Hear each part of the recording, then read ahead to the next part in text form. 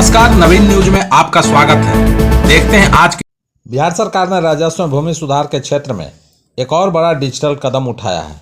राज्य के राजस्व में भूमि सुधार विभाग ने भू अभिलेख पोर्टल के माध्यम से जमीन से जुड़े दस्तावेजों के वेरिफिकेशन और सर्टिफाइड डिजिटल कॉपी प्राप्त करने की प्रक्रिया को पूरी तरह ऑनलाइन और सरल बना दिया है। इस नई व्यवस्था से आम लोगों को अब सरकारी दफ्तरों के चक्कर लगाने से राहत मिलेगी और समय के साथ साथ खर्च की भी बचत होगी। सरकार की इस पहल का उद्देश्य भूमि अभिलेखों की पारदर्शिता बढ़ाना, फर्जीवाड़ों पर रोक लगाना और नागरिकों को तेज भरोसेमंद डिजिटल सेवाएं उपलब्ध कराना है। अब जमीन से जुड़े दस्तावेजों की जांच, अपलोड और वेरिफिकेशन की पूरी प्रक्रिया घर बैठे की जा सकती है। प्रक्रिया पूरी होने के बाद आवेदक को मोबाइल मैसेज के जरिए सूचना भी मिल जाएगी। तेजस्वी यादव को राष्ट्रीय जनता दल का राष्ट्रीय कार्यकारी अध्यक्ष चुन लिया गया है।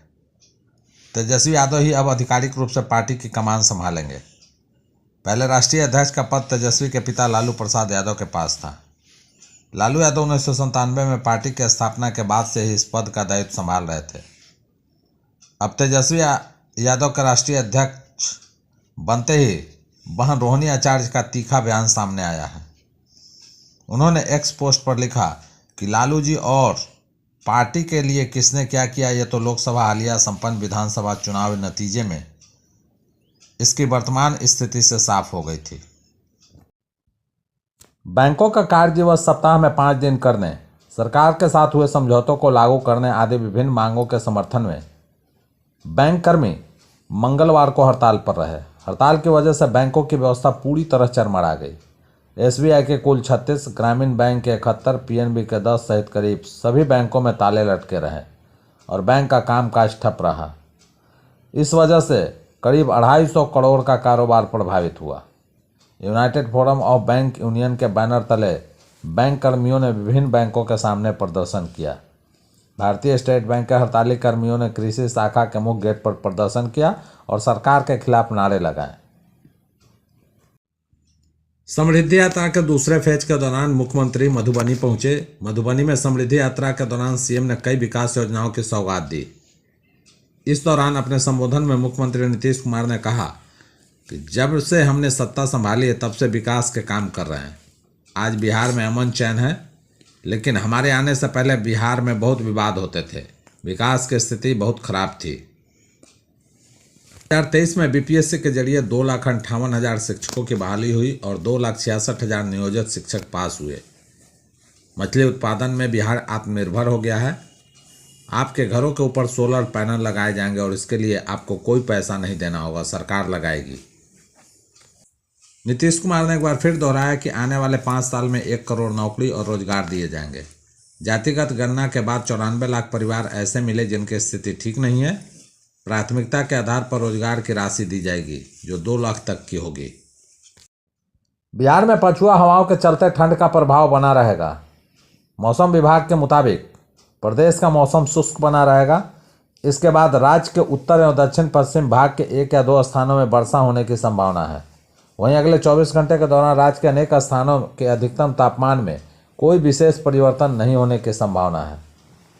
तत्पश्चात अगले 24 घंटे के दौरान राज्य के अनेक स्थानों के अधिकतम तापमान में 2 से 4 डिग्री सेंटीग्रेड की गिरावट होने का पूर्वानुमान है।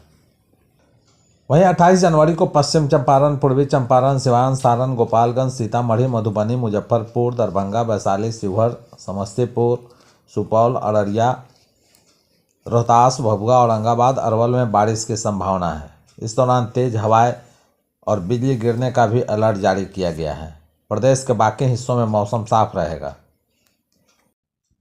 राजद पार्टी के भीतर एक बार फिर नेतृत्व, संगठन और चुनावी प्रदर्शन को लेकर असंतोष खुलकर सामने आने लगा है।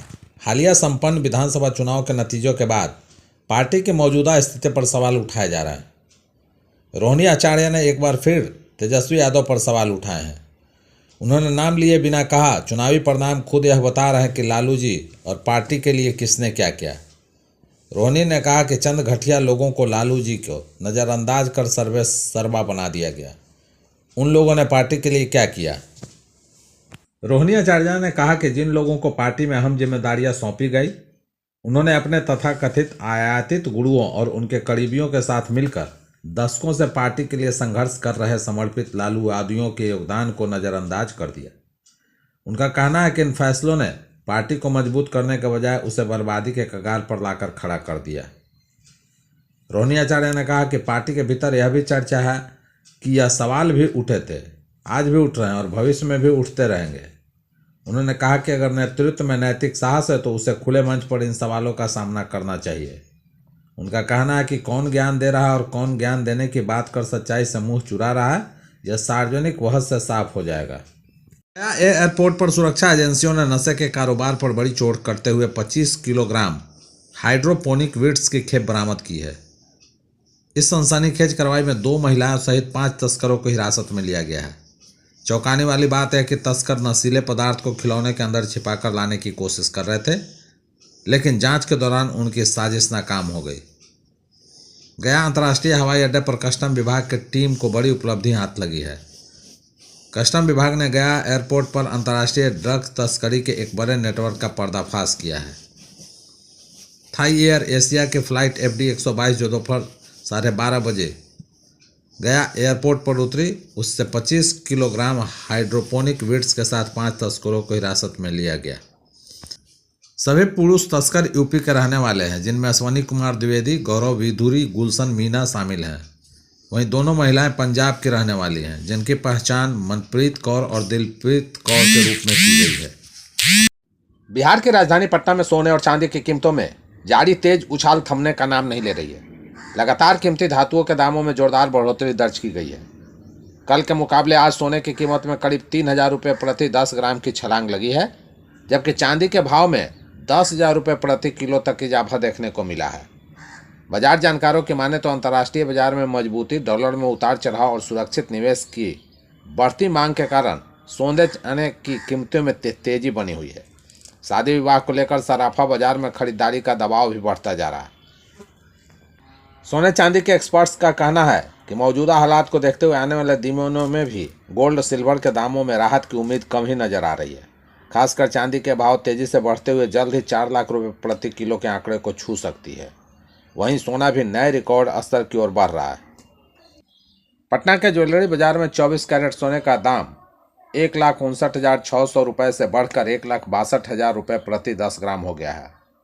अगर GST जोड़ दिया जाए तो इसकी कीमत 1,66,860 रुपये प्रति 10 ग्राम हो जाती है। बिना GST जोड़े 22 कैरेट सोना 1,50,100 रुपये प्रति 10 ग्राम और 18 कैरेट सोना 1,23,000 रुपये प्रति 10 ग्राम बिक रहा है।